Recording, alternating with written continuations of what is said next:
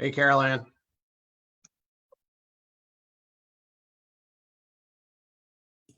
Hi, can you hear me?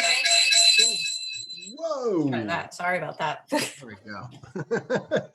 All right. Am I showing as Justin Sullivan?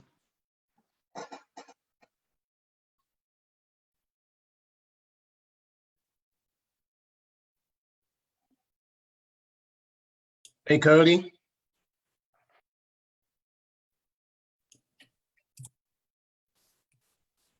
Cody, are you on?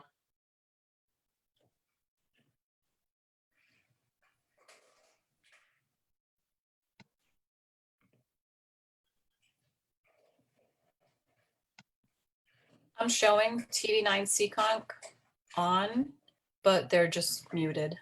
Yeah. I didn't know if he was listening. I was going to ask him a question. Just, we are live on Facebook. Okay, I was getting ready to ask you that because I know that they were working on that. They didn't look like they did that for Saturday. No, so I have the capability to do it through Zoom.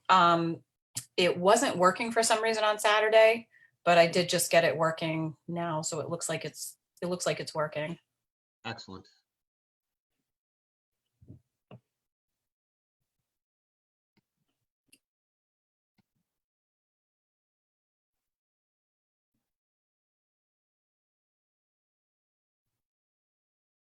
Cool.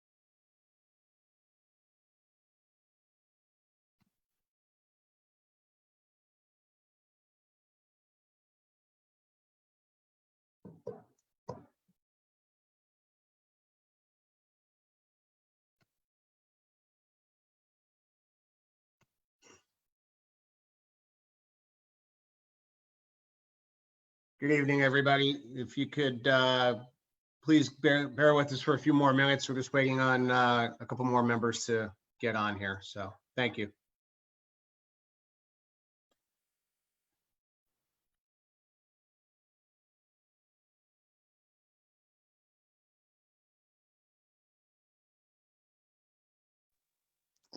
That's what I was asking for.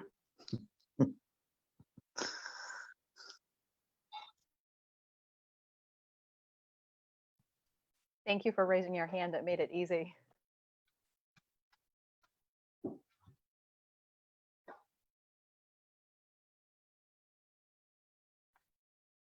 I don't know why, but when I clicked on the link, it was not accessing or letting me in or anything.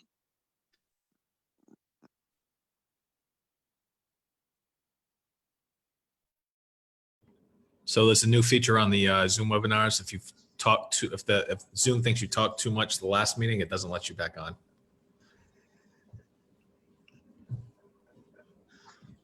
It's a great internal control feature.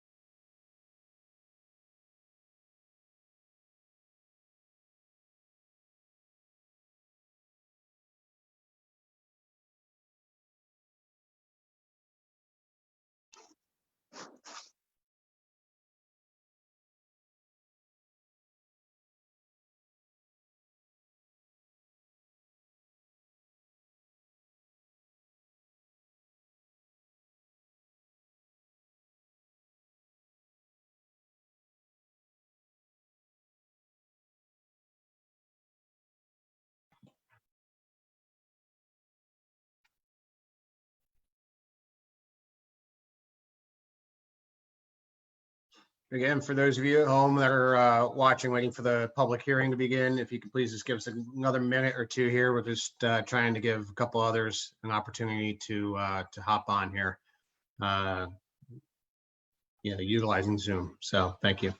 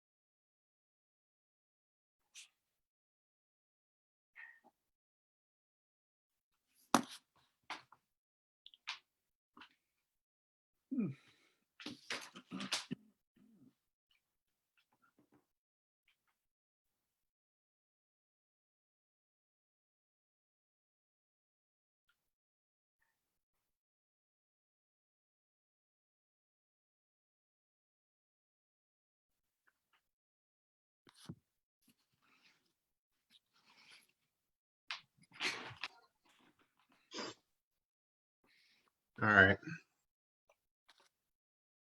Is everybody ready? TV9, good?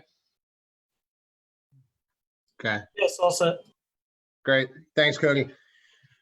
Good evening, everybody. Per Governor Baker's order suspending certain provisions of the Open Meeting Law, General Law, Chapter 38, Section 20, we will be holding this public hearing via Zoom. This meeting is also being recorded and televised live on cable TV 9. And for those of you that have access on Facebook, you can also follow this on Facebook Live on the Seekonk Town Hall Facebook page as well. Can I have a motion to open this public hearing at 7:05? So moved. Okay, Second. I need a roll call vote, please. David Andrew, aye. Chris Zora, aye. Justin Sullivan, aye. So this is the second hearing that we are holding with regards to the Comcast cable negotiations. We held one on Saturday. Without further ado, I think we'll hop in to this meeting here in attendance tonight. We have the folks from TV9 and Seekonk, Dave Sagan, Mike Dressler. You have Board of Selectmen, Justin Sullivan, Dave Andre, Chris Zora. We have Sean Kadim on, Town Administrator, and then Town Council that helps us with the Comcast negotiations, Bill Hewitt. So that being said, Carolyn, do you want to open up to the first participant?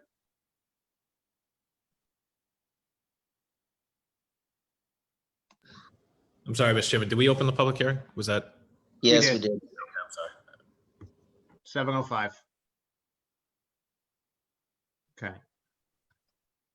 So if anybody is looking to speak, they would just need to raise their hand, so it puts them at the top of the list and we can open their mic. Sure. For those of you on the Zoom feature, if you have any questions, there is you can raise your hand and that'll become visible.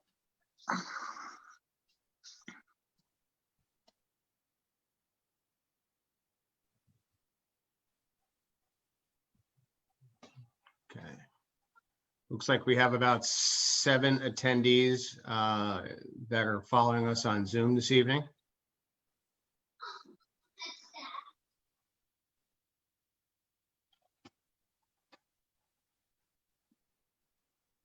Anybody putting up their hands? Not seeing anybody putting up their hands yet.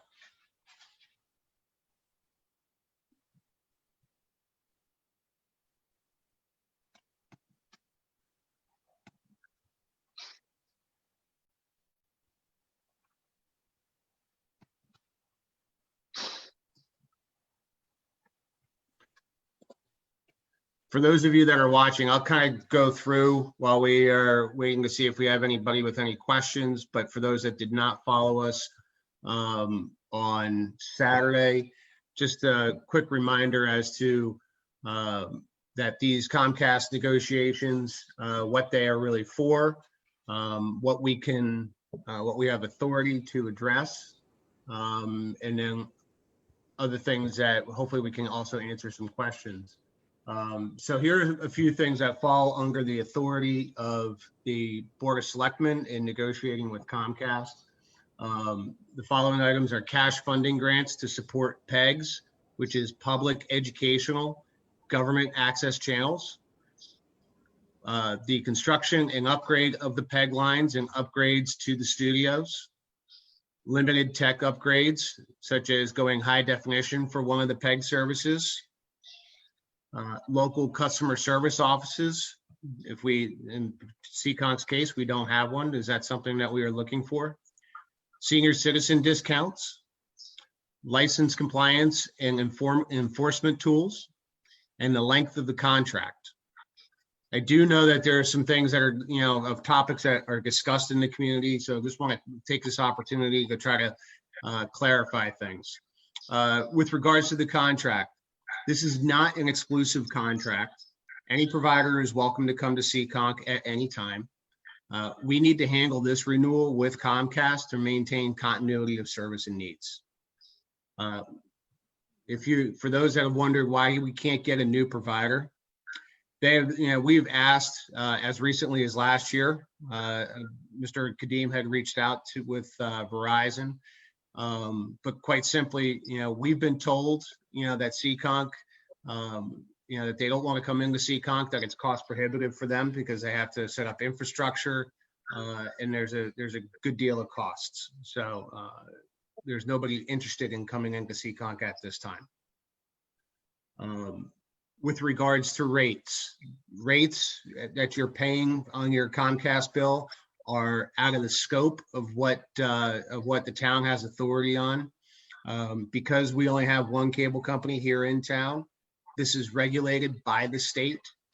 If we had more than one, so essentially had effective competition here in Seekonk. So if we did have, say, Verizon or and along with Comcast, then basically the market determines the rates for cable television.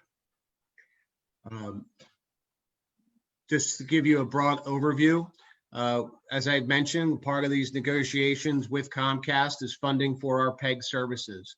So what we do is that we're able to receive 5% and it's a franchise cap that we have with Comcast.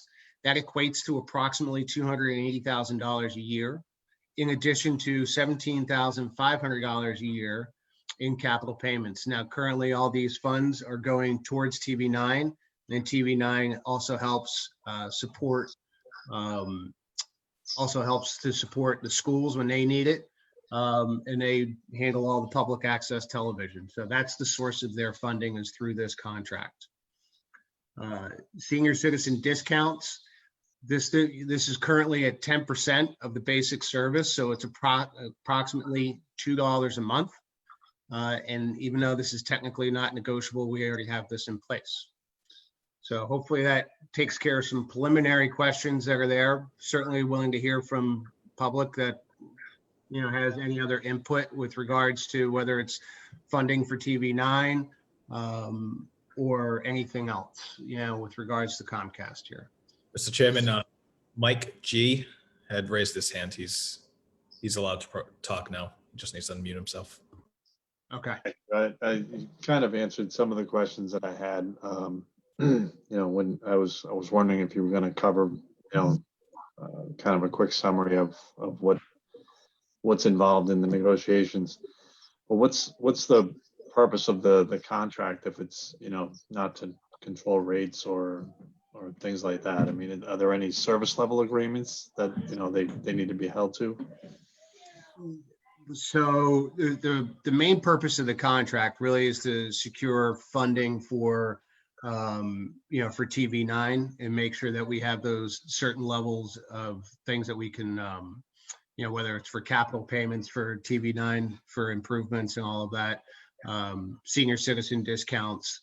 So that's really the extent on this contract, you know, to be quite honest. If there are service issues, we certainly can voice those issues with Comcast, but I'll defer here to, we have our town attorney on, Bill Hewig, if he could kind of talk a little bit about, you know, service issues and those kinds of things, and what kind of grounds do we have. Yeah, Mr. Chairman, just also before Bill jumps in, the contract also includes some FCC customer service standards that the whoever the licensee is got to uphold. So Comcast has to meet certain standards that are there, and Attorney Hewig could elaborate a little bit more on that. Great. That's correct. There are two levels of customer service. There's the FCC requirements, which have requirements such as the following. The cable company has to answer 90% of its telephone calls within 30 seconds under normal operating conditions, things like that. The other customer service standards Comcast will have to meet are the state standards, the state business practice standards, and they govern the way the billing is set up and those sorts of things. So there's two levels of customer service standards that must be met. There are obligations of the license. When we negotiate a renewal license, I don't know whether the current one has liquidated damages in it or not, but I'll put liquidated damages into the new one that will say that if they don't comply with those, then they're going to have to pay fines. The other level of service standard that exists is there are also technical standards for signal quality that the FCC puts out.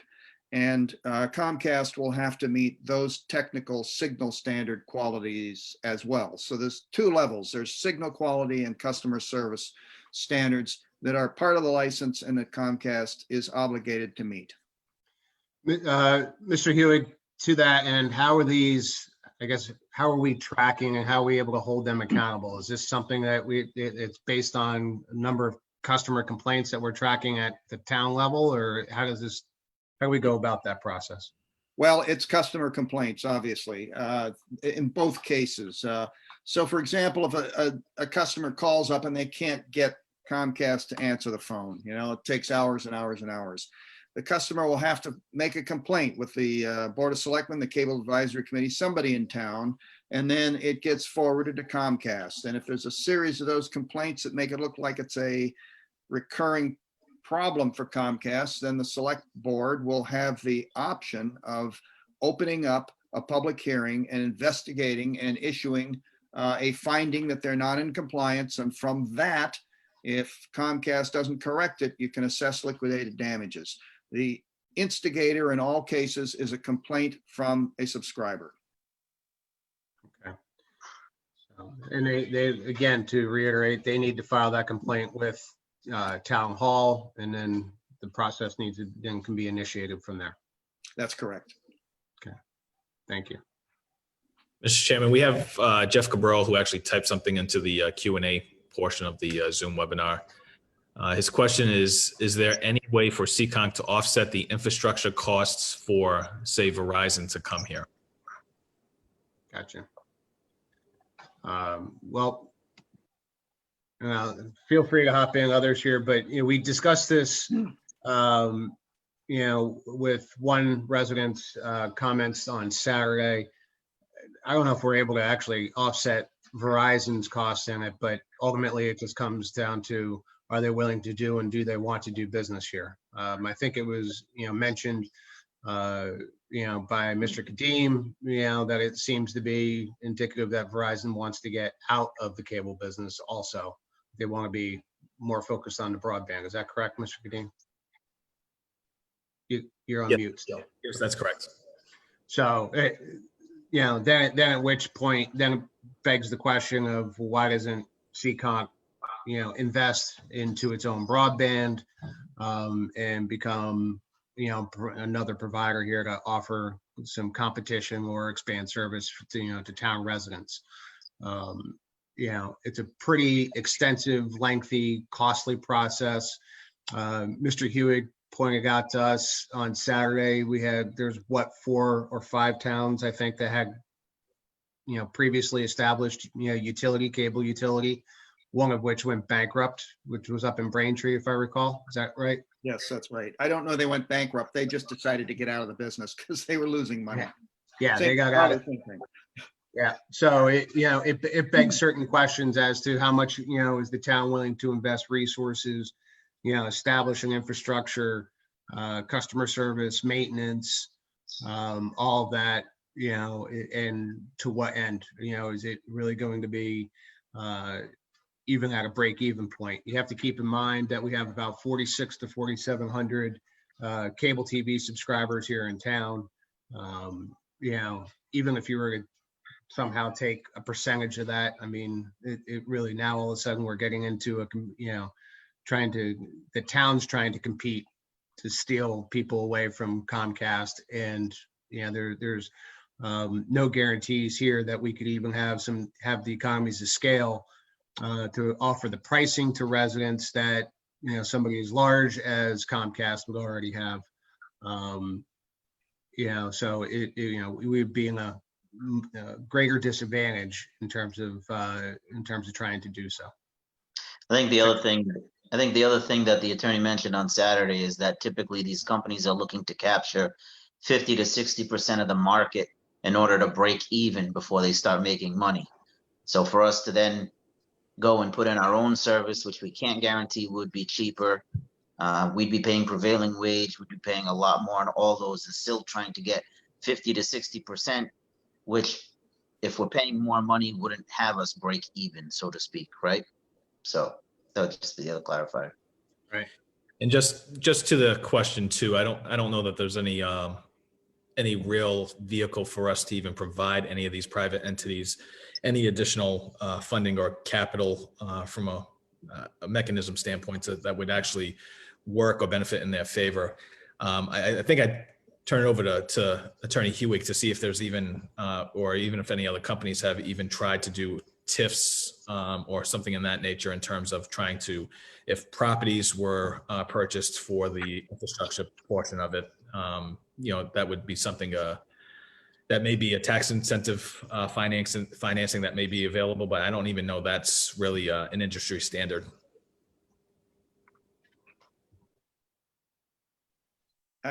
I don't know, Sean. I don't know of any communities that have done that. One of the problems that would be presented by that is that if you were trying to give a tax incentive or some kind of economic incentive to Verizon to come into town, Comcast, the current cable operator, has what is called a level playing field provision in its license. And that means that you've got to treat everybody else the same way you treat Comcast. And if you give somebody else a better deal, you got to turn around and offer that same better deal to Comcast. So if, for example, you provided some kind of economic incentive and Verizon came into town, Comcast is going to come knocking at your door and say, hey, you got to do the same thing for us. You got to give us a break. You got to give us an incentive. You got to do whatever you do for Verizon, you got to do for us as well. So that's another disincentive for doing that as well. The only thing I can tell you is that way out in the western part of the state, where there were towns that did not have any cable service or internet service, the DOR decided that it was an essential service so that those types of cable and internet service could be funded by public funds. That had not been the rule before that, but the DOR has decided that that could be done. So in theory, the town could say, yeah, we'll pay part of the way for Verizon to come in, or we'll pay to do it ourselves. But again, you've got the level playing field problem, and that is Comcast is going to want to be treated exactly the same way. So it's problematic when you've already got one cable operator in town.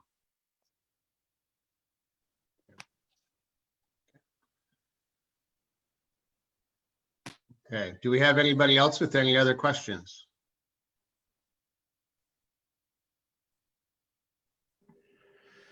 Mr. Chairman, Mike G. wrote, Comcast plans on imposing data usage limits in Massachusetts next year on their internet service. Can we negotiate that we want to be exempt from those limits in the contract? Mr. Hewig? No, the license is for cable TV only, even though the internet service and the telephone service, the signals go through the same wires and over the same rights of way and are sent by the same company and received by the same subscribers and customers. We can't do anything about internet. We can't do anything about telephone. All we can negotiate is cable.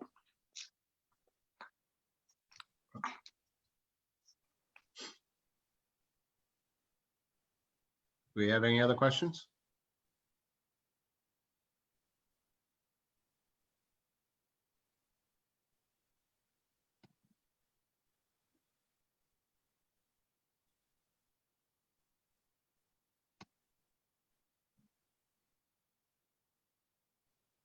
Give everybody just a few more minutes here.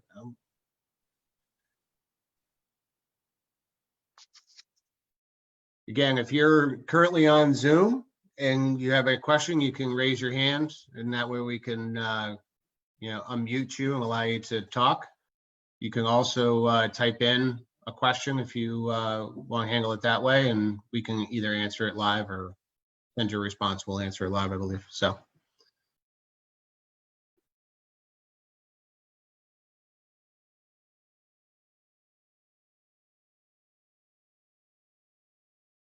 Okay. If there are no other questions, just want to throw one last opportunity out there for anybody.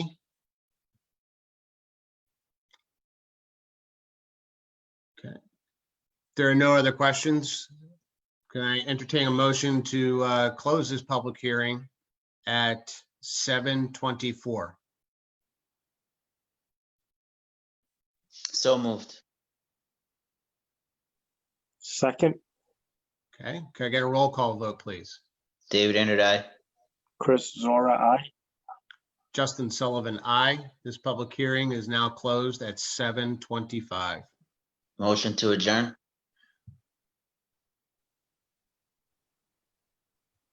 So move. All right, roll call vote, please.